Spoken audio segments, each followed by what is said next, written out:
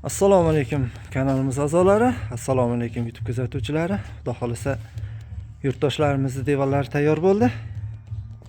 Juda ham chiroyli chiqdi. Bir qator syomka qilib tashab qo'yin dedim. Uchtasi birda divanimiz bolalari bilan komplekt. Bular hammasi spalni bo'ladi. Bu kichkinalari ham spalni bo'ladi, kattalari ham spalni bo'ladi. Hozir bir qator ko'rsatamiz.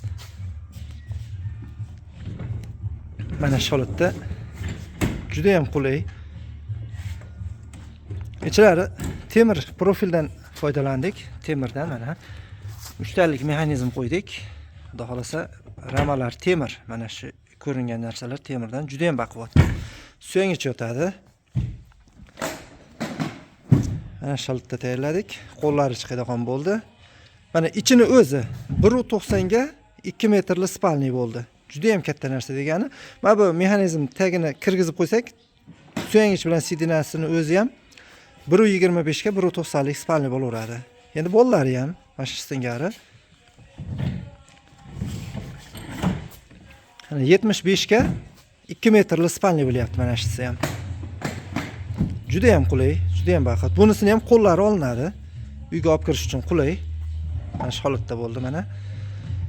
Bu Navoiylik akamiz Navoiy viloyatidan biz akasi bergan edi. Xudo xolasa juda ham chiroyli bo'lib tayyor bo'ldi. Mana bu stollardan tayyorlatdi. Ichlariga taxta panel ishlatdik. Oyoqlari temir bo'ldi. Mana buyimiz ham juda ham chiroyli chiqdi. Buni yassig'i hali tayyor bo'lgan yo'q. Endi sizlarga ko'rsatib qo'yaverayim dedim. Yoqqan bo'lsa like bosib, obuna bo'lib qo'ysalaring, yangiliklarni birinchi bo'lib ko'rasizlar. Mana buni ham qo'li olinadi. Keyin razmeri 2 metr.